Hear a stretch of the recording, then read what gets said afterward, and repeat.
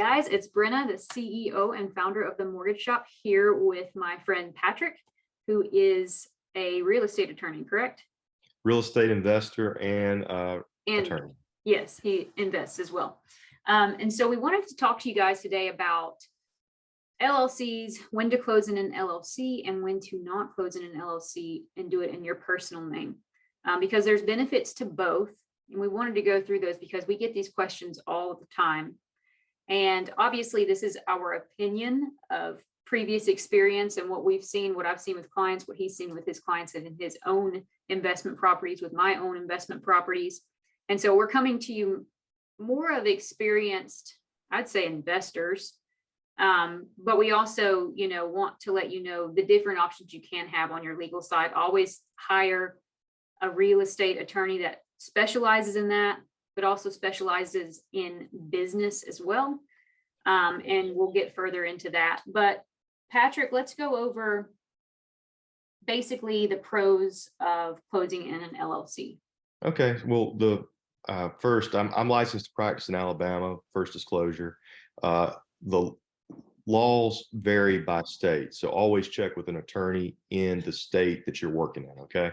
So with that being said, one of the pros of going ahead and closing an LLC is you're going to have immediate limited liability, which means they're not going to be able to go through and pierce the corporate veil if something happens and get to your personal assets. Okay. You're also going to potentially, if you're choosing certain jurisdictions, going to have anonymity, which means that they're not going to know who owns the LLC. There's some states that keep it completely anonymous. And you can also vary how many assets are in each LLC to mitigate risk for your investment properties, depending on how many you have. Which means protecting your assets, protecting the property you own, basically anything you own within that real estate that is in that LLC. Correct. Yes. And if you quit claim to an LLC from your personal name, you can do that.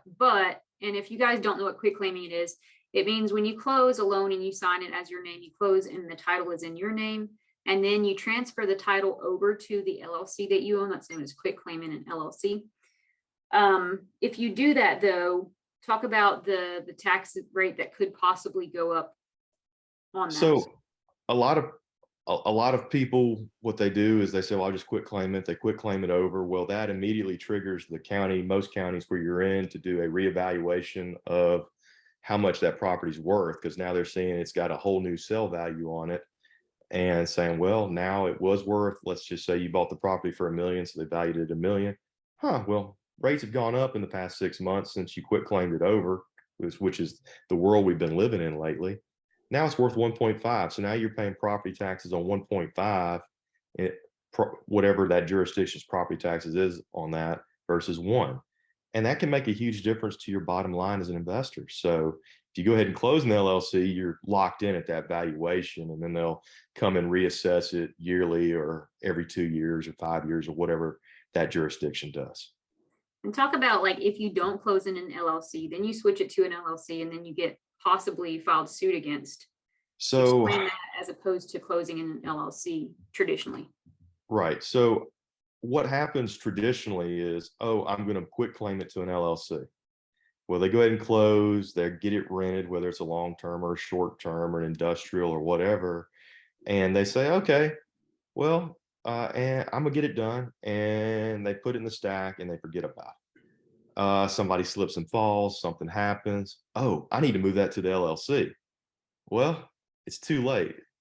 Now you know there's the potential for a lawsuit, and you move it to an LLC. It's something called a fraudulent conveyance. That property can actually be clawed back and taken out, and they can say you owned it personally at the time, so your personal assets are still vulnerable. Now, or you get into a car wreck, you say, I'm about to get sued, I need to move my properties to the LLC to protect them. Same thing, they can claw it back and attach that to any judgment from that lawsuit. And talk about, somebody's like, well, what if we have multiple properties, but we want to have them covered each separately? Talk about a series LLC. Sure. So what a series LLC is, it's basically a parent LLC at the top with all these individual cells at the bottom, and each one acts as a separate LLC, but it only has one filing with the state. So it's like setting up, say you have 10 properties, it's like setting up 10 LLCs, but there's one filing fee with the state. But there's 10 separate EINs, because you've got all these little EINs and 10 separate bank accounts, but it all goes through the parent and then flows up into your personal as a pass-through. So some states offer it, some states don't. I know Texas, Tennessee, and Alabama and Delaware offer them. There's several other states that do. I don't think Florida does yet. Guys, you don't have to memorize this either. I hope like y'all aren't like frantically trying to like write down, just kind of write these down, like series LLC versus regular LLC, and then bring it to a real estate business attorney that, you know, you can find in your area to hire, just so they can see all of the options that you're looking at and see which one best fits your needs, because yours is going to be totally different than maybe your next door neighbors. So keep that in mind. I don't want y'all to be like, what did they just say? Let's focus on being anonymous, like you said. So some people will close in an LLC, so their name isn't on that property. Let's say a doctor, for example, that's a surgeon, and they tend to lose patients, you know, whether they can't help it, you know, natural causes, and that family gets really mad at them and they want to go after them, you know, legally, or like driving up to their house, because we all know that tax records are public. So explain how you can be anonymous with that, and the benefits of that.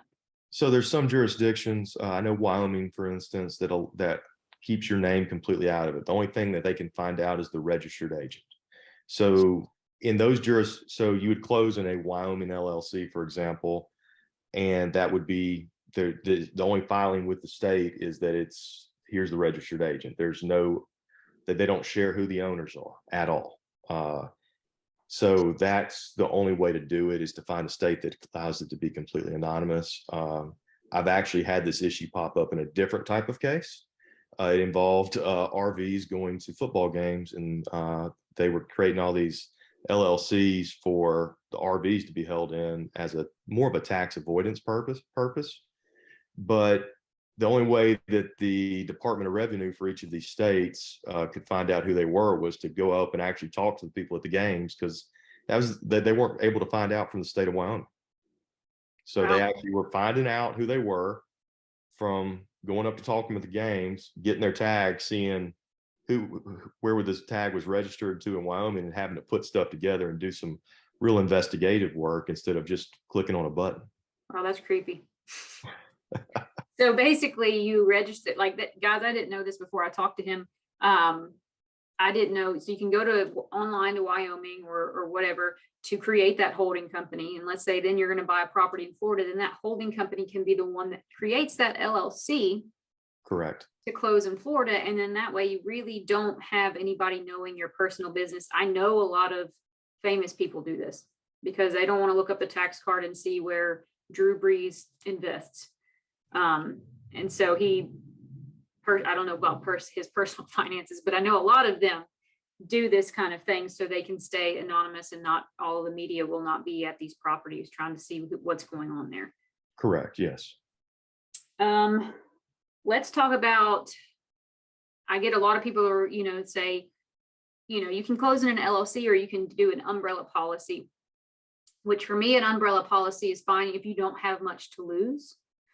But explain why an umbrella policy can be risky and how you need to go through your policy with a fine-tooth comb or have your attorney look over it. Because like you said, and I said, like, we know how insurance companies work. Love the insurance companies that we work with. I just want to say that, nothing against you guys, but we know when we submit an insurance claim, they have to have proof of a lot of things. They have to make sure nothing goes against their exclusions in that policy. Because they don't want to just try to hand out money to everybody that's going to try to claim something from them. So explain the umbrella policy and how that can be a little squirrely at times. So any insurance policy is going to say, we cover up to this amount. You're like, oh, I've got a $3 million umbrella policy. I'm covered. You get to the fine print. We cover this except, and then there's about 10 pages of exclusions. We don't cover mold. We don't cover this. We don't cover for loss of use of the property or whatever. We don't cover for swimming pools.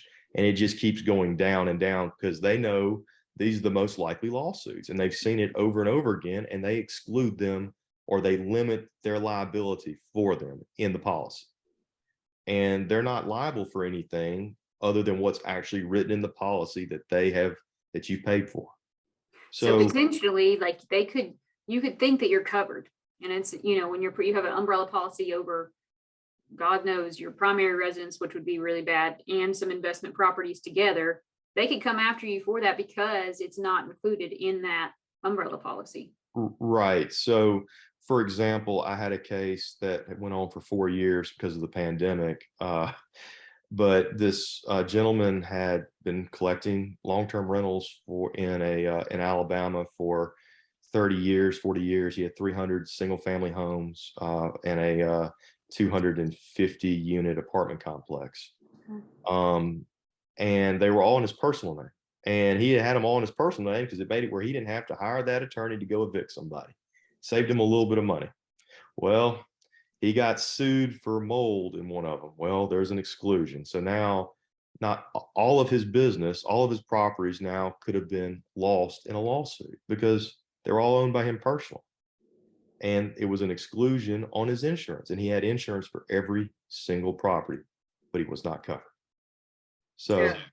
now that case worked out. We got it thrown out after the pandemic, after we started seeing people in court again. But there was that potential where insurance was not going to cover him, and that could be a little scary. That gives me anxiety. So yeah, I mean, you can do an umbrella policy, guys, but basically what I like to say is if you can afford to lose it, great. If you cannot afford to lose it, try to look into this LLC avenue that we're, talking about. Again, find a real estate attorney, business attorney that's in your area to be able to talk to, that specializes in that is taking on new clients. So when we talk about asset protection, which is kind of what we're talking about here, you want insurance on all your properties. That's one aspect of it. And then you want to limit your risk by having your properties in LLCs. Then you want to limit your risk further by making sure your other personal assets can't be attached to any lawsuits. And so it's mitigating risk. We want to make you like the, when you talk to an asset protection attorney, they want to make you like the, there's not really a nice way to say this. They want to make you like somebody that has nothing. And there's nothing that they can attach to a lawsuit, so that they'll take whatever little bit insurance offers. Because sometimes you may have $1 million insurance policy, but you had 3 kids drown in a pool because there weren't any warning signs, or somebody dove in, but there was no signs of depth. You got $3 million in coverage, but the jury comes back with a $12 million verdict. Well, insurance will pay 3, but you're on the hook for 9. And where are they going to get that from? If you just got the umbrella policy and you've got let's just say you're making $500,000 a year with a W-2 job, and it's in your personal name, well, they're going to come after and garnish your wages for a long time. Yeah. So because you can be subject for the excess judgment. Ugh. If it was in an LLC, they would get the $3 million and potentially the house. Because what happened, the house may be worth 1, but now they're not able to get your W-2 income. So they could get everything or just what's in the LLC. Just a little bit. Right. What you've already prepared for. Exactly.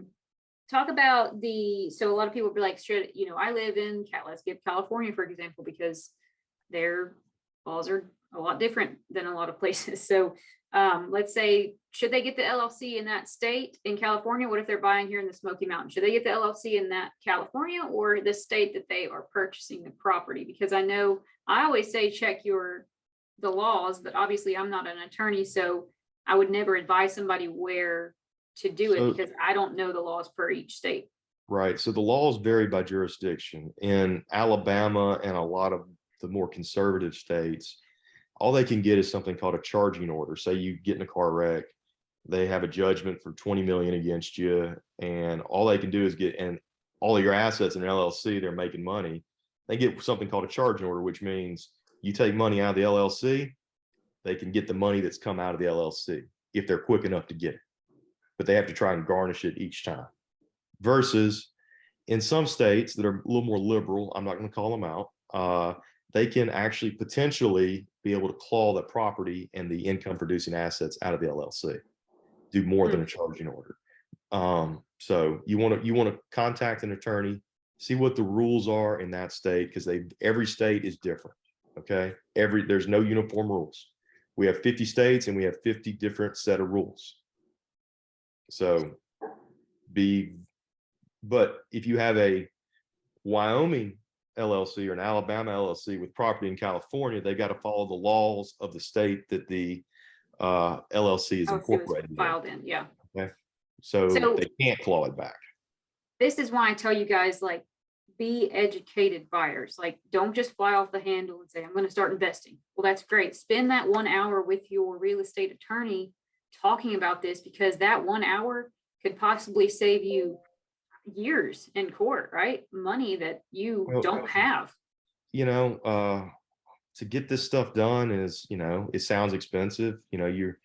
You say, well, I went to, I'm going to set up a business. This business cost me $10,000 to set up properly. Or I can just do it on the fly, and potentially if something bad happens, hopefully nothing bad happens, but if something bad happens, years plus thousands upon thousands, maybe hundreds of thousands in legal expenses, plus potentially a judgment, versus paying $5,000 to $10,000 up front to make sure you're properly protected. And, 5 to 10,000 is nothing, to set up a business, versus, we pay God knows how much to go to college to get our degrees. And it's a lot more than it is to set up the business. Just do it right up front and protect yourself so you can sleep at night. Yeah. I wish I could have talked to my younger self, because I don't even use the degree that I have, but at least you do. So, well, I use one of the 3 degrees I have. Okay, yeah. But yeah, guys, like, our biggest thing is saying, like, we want to help you build generational wealth. This is part of it, because if you did get in something like that and they tried to come after you, like his example, like $6 million from your own pocket, that's not just going to hurt you. That's going to hurt, generations to come, because then you have nothing to hand down. And it's just going to be like a ball that keeps growing, a snowball that keeps growing. So speaking of that, let's talk about, basically, I want to talk about primary residence as well. To be able to close that in an LLC or an irrevocable trust, because again, you want to be anonymous, but you also want to protect your assets, again, to help build wealth in that aspect for that piece of real estate once you unfortunately pass away or something of that nature. Right. So if you're in a high litigation job, surgeons, those kind of people, where there's a great likelihood of being sued, and you want to close in an LLC because you don't want your name out there. They said you had a beer that night before you went into surgery or something. It happens all the time where people say that kind of stuff. The reason for closing in the LLC, if it's your primary residence, would be anonymity. So you don't want your name out there. You don't want them, kind of like Drew Brees doesn't want people knowing where he lives. It's owned by, let's just call it XYZ LLC. Who knows? Or it could be called whatever, whatever LLC. It doesn't matter. But he doesn't want people knowing where he lives, so they, because it's a public record who owns the property. And then the tax notices are sent to this PO box, so it's completely private. Okay. And the registered agent for the LLC is not Drew Brees. It's the XYZ corporation that will send all notices of lawsuits to him. And they pay for that service, and they don't tell people. Everything's confidential. The reason you can't close in an irrevocable trust, but the reason for putting something in an irrevocable trust after closing would be to protect that asset.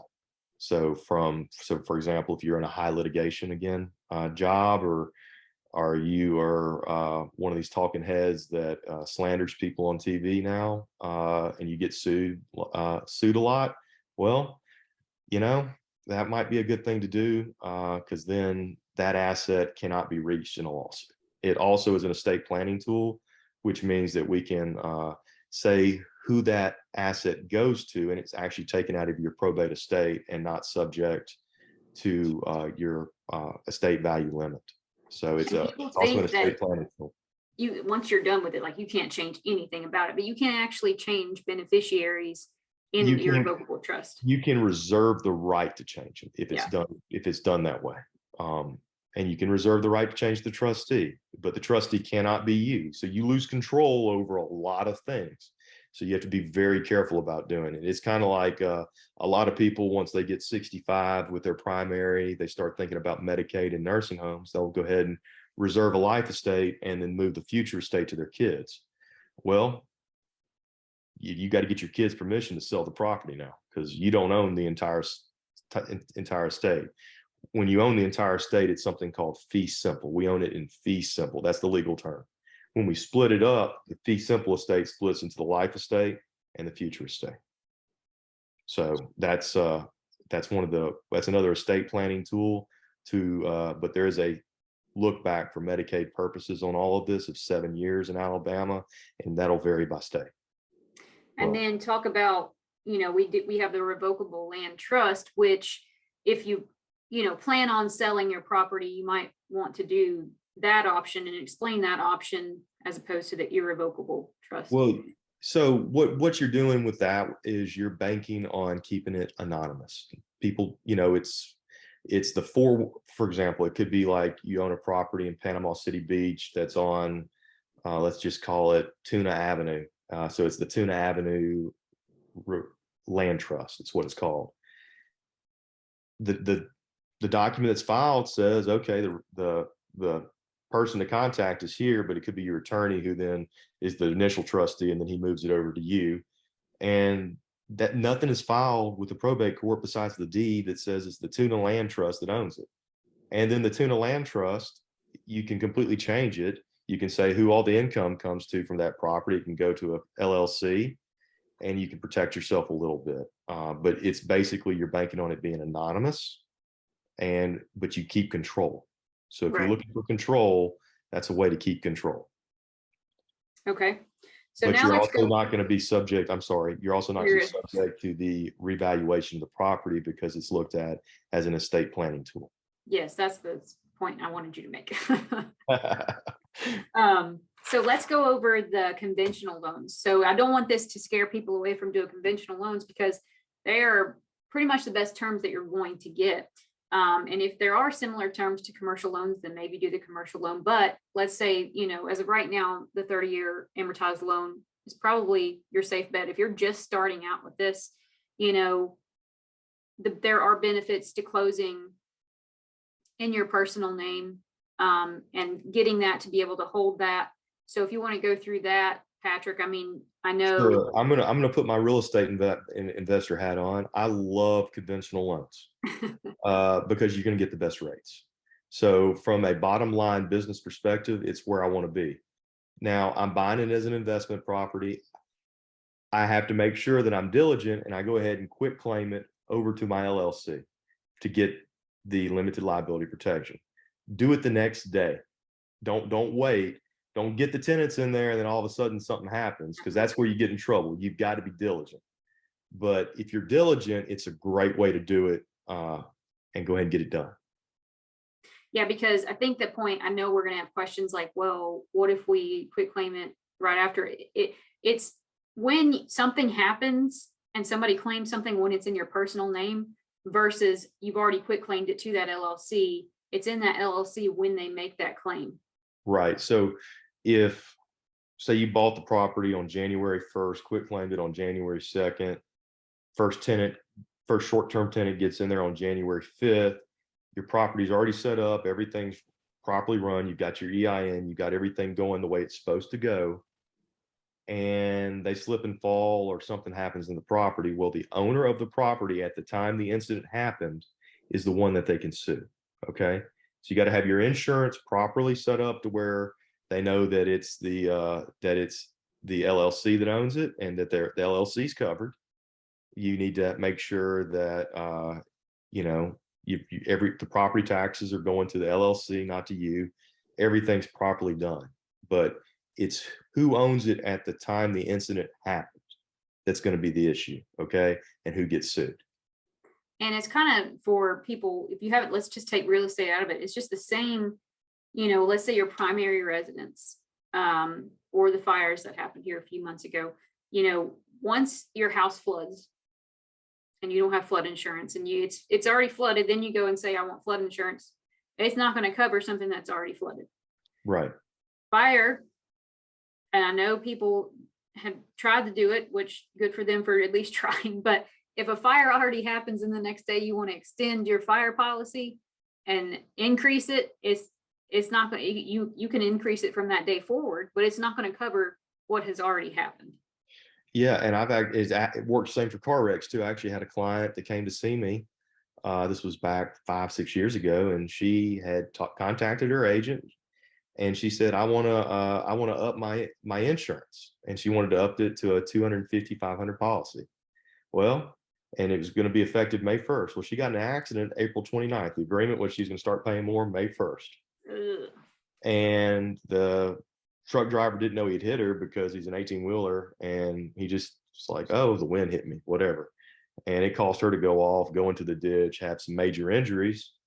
Well, she's stuck with the $25,000 UM policy, which is a underinsured or uninsured motorist policy, instead of the more. And what are you going to do? So make sure you got the proper insurance limits that you want. Make sure you don't have a co-insurance issue either, which means you're underinsured. So for example, a lot of people say, well, I want the minimum insurance that I have to pay for. Well, that's not always the best thing. If when I was getting my last short-term rental, they said, well, it would be $500,000 to replace. I said, no, prices have gone up. It needs to be $1 million on here. So I made them bump up the replacement value.